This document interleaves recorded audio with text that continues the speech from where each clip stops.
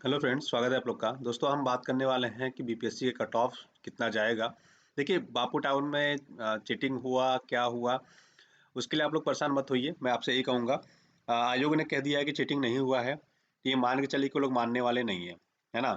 Cheating हुआ भी है तो लोग मानेंगे नहीं, बेसिकली बोल दिया। हाँ, अभी के लिए उन्होंने ये कहा है कि हम क्या करेंगे। नंबर एक तो ये करेंगे कि हम लोग जांच कराएंगे, ठीक है। हम लोग चेक करेंगे, सीसीटीवी फुटेज को चेक करेंगे, लड़कों की जो हरकत रही वो चेक करेंगे, और बच्चों ने जो एलिगेशन लगाया कि ओएमआर शीट पहले से भरी हुई आई है, वो भी चेक करेंगे। बहुत सारे बच्चों को उन्होंने बोला कि ओएमआर शीट भर के आई हुई थी, तो वो ये सारी चीज़ों को वो लोग चेक करेंगे, ठीक है।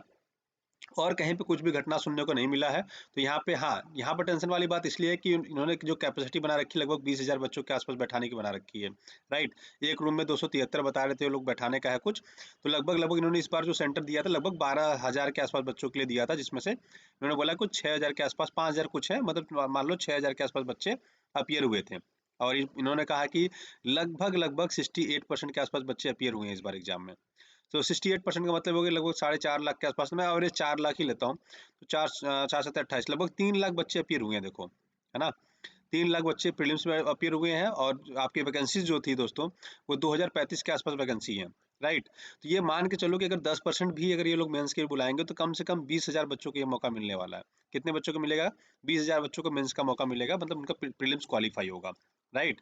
चलो, तो हम डिस्कस करते हैं कि कट ऑफ क्या जा सकती है, प्रोबेबिलिटी क्या है, राइट। अब मेरे अनुमान से आप लोग एग्री भी हो सकते हैं, डिसएग्री भी हो सकते हैं। तो ये मान के रखिए, प्लस माइनस थोड़ा मोड़ा हो सकता है ना। थोड़ा कम भी जा सकता है, ज़्यादा भी जा सकता है, बट एवरेज जो, क्योंकि देखो बहुत सारे फैक्टर्स हैं ना, क्योंकि इस बार 4 ऑप्शन है ना, पिछले बार की तरह इस बार भी 4 ऑप्शन है। पहले 5 ऑप्शन हुआ करता था, जो मोर देन 1 या नॉन ऑफ द एबव होता था, राइट। अब वो वाला सिस्टम इसमें नहीं है। हाँ, इस पेपर में करीब आपको 10 से 12 क्वेश्चन ऐसे मिल जाएंगे जिसमें ऑप्शन था कि मोर देन एक सही है क्या, है ना, ठीक है। और पेपर का लेवल क्या था उसको भी हम डिस्कस करेंगे। बहुत सारे बच्चे कह रहे हैं पेपर इजी है, बहुत सारे बच्चे कह रहे हैं पेपर हार्ड है। आप में से बहुत सारे बच्चों ने पेपर अभी तक अपने आंसर मिला भी लिया होगा, आपको कितने आ रहे हैं आपको ये भी पता होगा। तो हम उस पर डिस्कस करने वाले हैं कि पेपर का कट ऑफ इतना जाएगा तो क्यों जाएगा, पेपर का लेवल क्या है, ठीक है। देखो, मैं आपको दिखाता हूँ कि पेपर का लेवल क्या था। देखो, पेपर के लेवल की अगर मैं बात करूँ, तो आपको कुछ लोग मिलेंगे जो कहेंगे पेपर इजी था, कुछ लोग कहेंगे पेपर ठीक ठाक था, रटने वाला था। देखो, मेरे हिसाब से आप बात करोगे तो पेपर एवरेज था, ना हार्ड था ना बहुत इजी था, ठीक है, एवरेज था। एवरेज इसलिए हो जाता है कि इसमें रटने वाले फैक्टर्स ज़्यादा हो गए, आपको रटना बहुत ज़्यादा था इसमें, ठीक है। और हार्ड इसलिए भी हो जाता है क्योंकि इसमें रटने की वजह से क्या है कि आपको लॉजिकली जो क्वेश्चन के आंसर देने चाहिए, जैसे यूपीएससी वगैरह में होता है, लॉजिकली क्वेश्चन जो थे बहुत कम थे, ठीक है। अच्छा, रटने वाले क्वेश्चन की मैं क्यों कह रहा हूँ, देखो, रटने वाले क्वेश्चन क्या, देखा, एक एग्जांपल देता हूँ।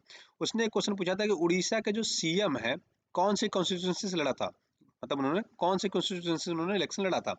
अब किस संविधान से, मतलब किस कॉन्स्टिट्यूंसी से उन्होंने लड़ा था, ये मुझे लगता है कि शायद 5% या 2% बच्चों को भी नहीं पता होगा। 2% बच्चों को भी ये नहीं पता होगा। आपने तुक्का मारा होगा, हो सकता है सही भी हो गया हो, राइट। लेकिन आप अपने अगल बगल पूछ के देखना, 2% बच्चों को भी नहीं मिलेगा, 2 से 5% बच्चों को भी नहीं मिलेगा कि उनको पता हो आंसर की क्या है। अगर बिहार का पूछता तो एक बार चलो समझ में आता है कि कोई लॉजिक है पूछने का, बट उड़ीसा से बिहार डायरेक्ट पूछना कोई उसमें मतलब नहीं निकलता है। ऐसे 2-4 क्वेश्चन थे जो आपको हवा भी नहीं लगता, राइट। जैसे एक एग्जांपल आपको और मैं देता हूँ। एक क्वेश्चन ये हो गया। दूसरा ये पूछा कि इस बार बिहार का बजट किसने पेश किया। चलो, ये बिहार का बजट था इसलिए थोड़ा सा तो मान लेते हैं, सम्राट चौधरी ने किया था शायद। तो ये एक रिलेवेंट हो जाता है कि चलो थोड़ा रिलेवेंट है। एक क्वेश्चन और आया कि ब्राजील, ब्राजील, हाँ, ब्राजील का भी क्वेश्चन था कि ब्राजील में कौन सा आयरन और क्या पाया जाता है, उसके बारे में कुछ ऐसा कुछ क्वेश्चन था उसमें। तो ये भी जिन्होंने ज्योग्राफी बहुत डिटेल में की होगी, है ना, कि ब्राजील में कौन सा मिनरल मिलता है, बड़े बड़े।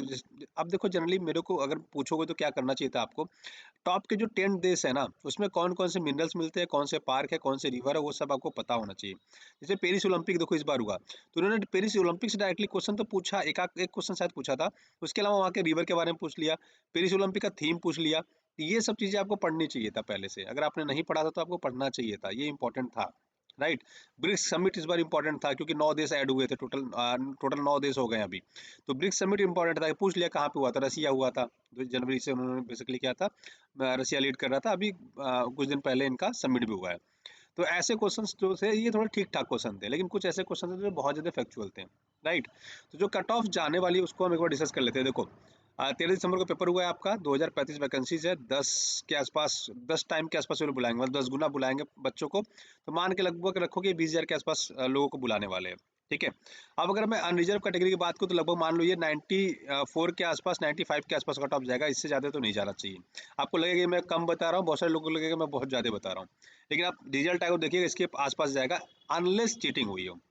अगर चीटिंग हुई होगी तो दोस्तों कुछ भी जा सकता है ना? अगर चीटिंग नहीं हुई होगी तो एक फेयर, एक मेरे हिसाब से फेयर नंबर बनता है, जहाँ पे आपका कट ऑफ जाने की संभावना है, ठीक है?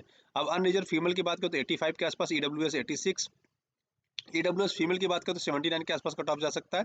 एससी की बात करें तो 72, एससी फीमेल 62, एसटी की थोड़ी ज़्यादा जाती है मेल में, लेकिन फीमेल में बहुत कम जाती है, क्योंकि फीमेल एसटी महिलाओं को मौका नहीं मिल पाता है पढ़ने का, और इसमें जनसंख्या कम होती है, ठीक है, तो इसलिए कट ऑफ इसकी जनरली बहुत कम जाती है, 53, 54, 55 इसके आसपास ही जाती रहती है।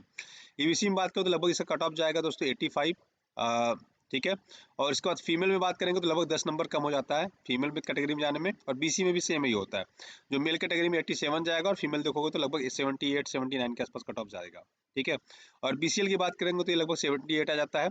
इसके अलावा जो डिसेबल कैटेगरी में आप देखोगे तो वीआई कैटेगरी, विजुअली वाले कैटेगरी में देखो तो 61 आता है, जो डीडी कैटेगरी है उसमें 51, ओएस में 71, एमडी में 49, और फ्रीडम फाइटर में देखो तो आप 65 आ जाता है, ठीक है। तो ये बेसिकली कट ऑफ जाने वाला है। देखो पेपर बहुत सारे फैक्टर्स पे डिपेंड करता है। पहला कि चीटिंग हुआ कि नहीं हुआ, दूसरा पेपर का लेवल कैसा है ना, बहुत ज़्यादा फैक्चुअल तो नहीं पूछ दिया, बहुत ज़्यादा इजी तो नहीं पूछ दिया, बहुत ज़्यादा लॉजिकली तो नहीं पूछ दिया, तो पेपर सब मिक्स था, है ना, तो इसलिए मैंने पेपर को क्या बोला, एवरेज पेपर है, ठीक है। और कट ऑफ फैक्टर के लिए एक चीज़ और जिम्मेदार होती है कि देखो बाहर से कितने बच्चे आए, है ना, मतलब जो बिहार के हैं, लेकिन बाहर से कितने बच्चे लोग आ रहे हैं, ज़्यादा लोग आ रहे हैं, तो इससे भी यूआर कैटेगरी, जो जनरल कैटेगरी का कट ऑफ है, वो भी बढ़ जाता है, ठीक है। तो इतनी चीज़ याद रखिएगा, ये सारे फैक्टर्स होते हैं, है ना। अगर वीडियो इन्फॉर्मेटिव लगी हो दोस्तों तो चैनल को जरूर सब्सक्राइब करें। वीडियो देखने के लिए बहुत बहुत धन्यवाद, आपका दिन शुभ हो। Thank you so much, have a great day.